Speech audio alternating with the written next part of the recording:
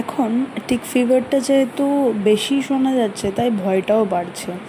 এক একটা টাইমে যেরকম এক একটা শরীর খারাপটা বেশি হার্মফুল হয়ে যায়, আগে যেরকম পার্ভোটাও বেশি শোনা যেত, তো এখন টিক ফিভারটা, তো সেই জন্য তাড়াতাড়ি করে আগে একটা টিক মেডিসিন অর্ডার করে নিয়েছিলাম, যেটা ওয়ান টাইম ডোজ, 1 মাস থাকে তার ইম্প্যাক্টটা। তো ওই ওষুধটার মধ্যে একটা অ্যালকোহল স্ট্রিপ ছিল, যেটা ওপেন করে নিয়ে ফার্স্টে যে জায়গাটায় ওষুধটা লাগানো হবে সেইখানে পরিষ্কার করে নিতে হবে। যেরকম আমরা ইনজেকশন দেওয়ার আগে যেরকম আগে জায়গাটা স্পিরিট দিয়ে পরিষ্কার করে নেওয়া হয়, ঠিক সেম প্রসেসেই পরিষ্কার করে নেওয়া হবে।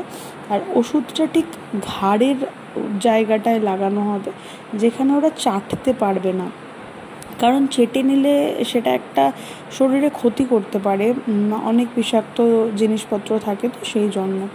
আর এই ওষুধগুলো খুব ইম্প্যাক্টফুল হয়, কারণ কি এটা ডিরেক্ট স্কিনে অ্যাপ্লাই করতে হয়, এবং স্কিনে অ্যাপ্লাই করার সাথে সাথে ওকে 10 মিনিট চুপচাপ বসিয়ে রেখেছিলাম, যেহেতু না নড়তে পারে না গা ঝাড়া দিতে পারে, 10 মিনিট লাগে অ্যাবজর্ভ করতে। আর ওই দিনটা স্নান করায়নি একদম। তো ওকে যথারীতি এনে ঘরেও কিছু ডিস্টার্ব করে না যদিও, তো ঘরে এসে চুপচাপ নিজেই শুয়েছিল 1-1.5 ঘন্টা, দেন তারপর ওকে খেতে দিয়েছিলাম।